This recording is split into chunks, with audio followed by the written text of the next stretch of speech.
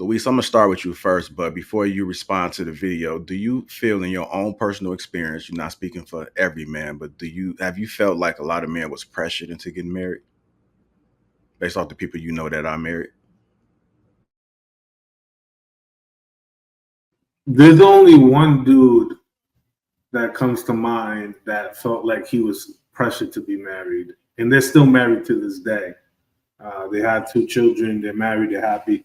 But I remember at the time when his girl told him, he was like, either you marry me by the end of the year, or you make a decision, or I'm going. And sort of, he had to kind of put on his ice skates and kind of really, be a little bit more intentional. But I think it wasn't that he wasn't ready. It was just that he was juggling a lot at the time. And I don't think he was just mentally there. It wasn't about the money. It was just the mindset of being able to kind of put himself in that next level of being married. But he had to kind of quickly, you know, navigate through that and make a decision because he ultimately has an amazing woman, and they're still together to this day. All right. Hank, I'm gonna go to you and I'll come back to you, Luis, as far as your response. But Hank, do you do you feel like men really understand what marriage is? Like, do you think they understand the importance of, when you say the vows, like how serious this commitment is? No, not the 2024 man.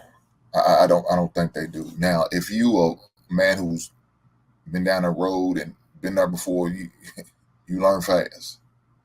But if you just now coming in, yeah, these 2024 men, they don't, because they haven't seen it a lot, unfortunately, in their family, or their household, or nothing like that. So it's kind of hard to identify when you don't have an example. Okay. I'm gonna try to get some of these ladies involved. Chanel, we'll come to you. I know you've seen the video why he's he's not ready. Um, Let me ask you this: have you ever got proposed to? Yes, I've been proposed to 4 times. I Mm, said yes and got married. And I was 25, 26 when I got married. And I divorced him when I was 29. I was young. I got married. He was like 7, 8 years older than me. He's in his 30s. But he knew what he wanted. He talked to my family, got approval and all that stuff. He did everything right. Um, but he was an alcoholic. And I was in grad school, so I had other things going on. And his perspective of being married was me being barefoot and pregnant. So me growing up around 8 uncles, all married with their wives. My grandmother and my grandfather still been married since 72 years.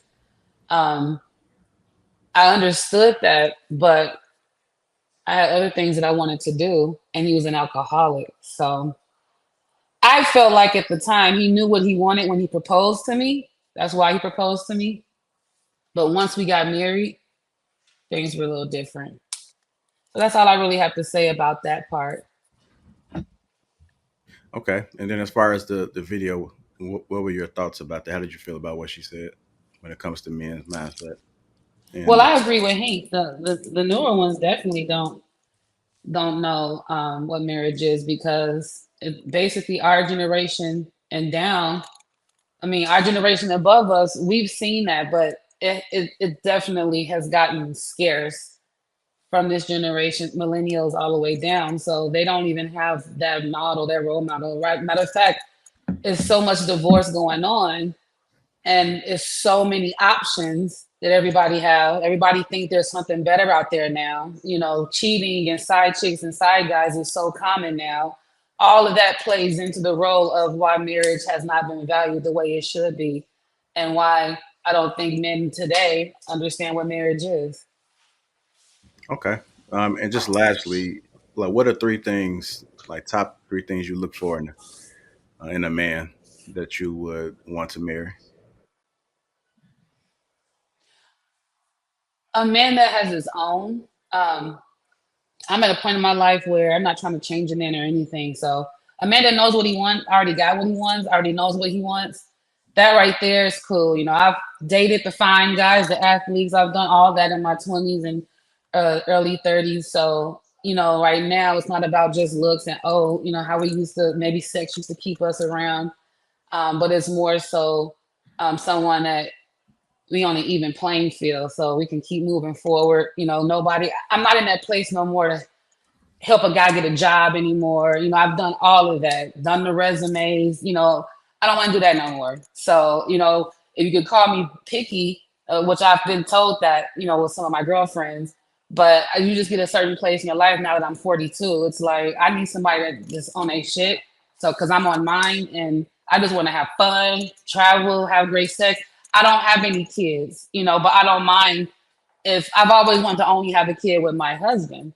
So, you know, I've been very careful throughout my life on who I chose to have a kid with.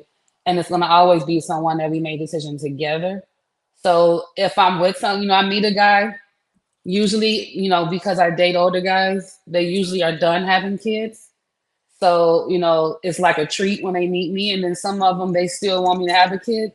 And it's like, okay, well, you know, but I'm not just about to get pregnant by boyfriends. So when I know about a man, I want a man that knows what he wants. I don't want somebody that's like, as soon as they get around me, they're just talking about getting pregnant, having kids. It's like, let's be realistic. We grown. Like, why we, you know, so I pay attention to conversation.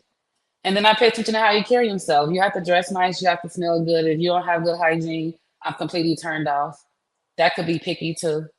So, Okay. Chanel, you yeah. said you said that he was an alcoholic. What do you mean by that? Well, he drank every day. He drank every night. I was too young to notice the signs that he was an alcoholic, like that it was a problem. We moved fast. Like he moved in with me 2 weeks after I met. We fell in love. Moved in with me 2 weeks after we met. He proposed to me 6 months.